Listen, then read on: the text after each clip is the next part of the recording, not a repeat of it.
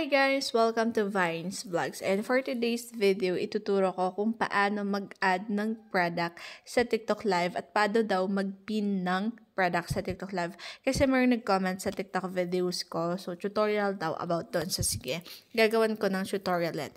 So for example, pag magla-live tayo, syempre kailangan mayroon kayong mga nakalagay na product ninyo sa showcase ninyo ha. And so, syempre kailangan TikTok Shop. Okay, so sige, i-click nyo yung shop ninyo.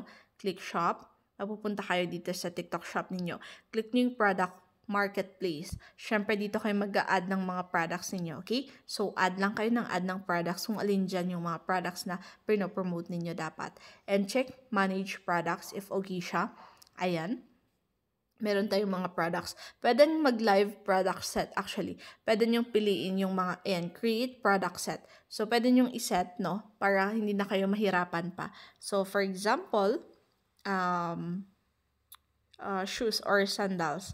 Sige, lagyan natin ng titles, no? Sandals. I-next natin siya. And then, mag-a-add lang tayo. Add products. No, mag-add tayo from our showcase. Ayan. So, hanapin niyo lang yung mga sandals para pwede kapag mag-live kayo, hindi na kayo mahihirapan pa na i-add. So, i-add lang natin. So, ayan. At least pwede dito. Tuloy-tuloy lang siya. Para mapakita ko sa inyo. Maganda kasi kapag live product set na tayo. Para hindi na tayo mahirapan, no? Mag-a-add na lang tayo ng okay. So, okay na yan for me. Sample lang naman. And click natin yung done sa taas. Okay. So, okay na yung ating product set. So, ngayon, punta tayo dito sa may plus sign, syempre. And then, i-click natin yung live. Ayan, yung live natin.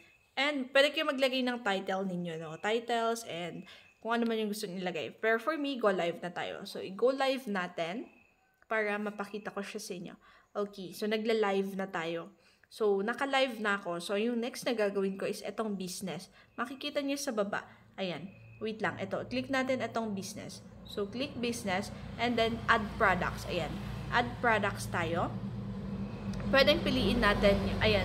Pwedeng maglagay ng live giveaway. Try natin tong i-check to. Ano tong live giveaway na to? Okay. So, hindi ako pwedeng makapag-live giveaway. So, add products natin. So, got it natin. And then, ayan, piliin ninyo. Ayan, merong showcase or live product set. Para mas madali kasi. Ayan, pag naka-live product set na tayo, yan na yung i-choose natin. And add all natin siya. Okay. So, antayin nyo lang. Tapos, back to shop live na tayo. Meron na yung ating product. So, click nyo yung shop. Ayan, makikita nyo dito sa baba. Meron yung shop dyan, diba?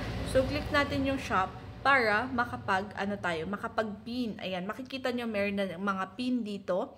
Ayan, so pwede nyong ipin yan. Kapag nakapin yan, yan yung lalabas mismo dito sa product na to, sa mga viewers natin, okay? So, ganyan po kung paano po mag-pin ng product at paano maglagay ng product sa live, okay?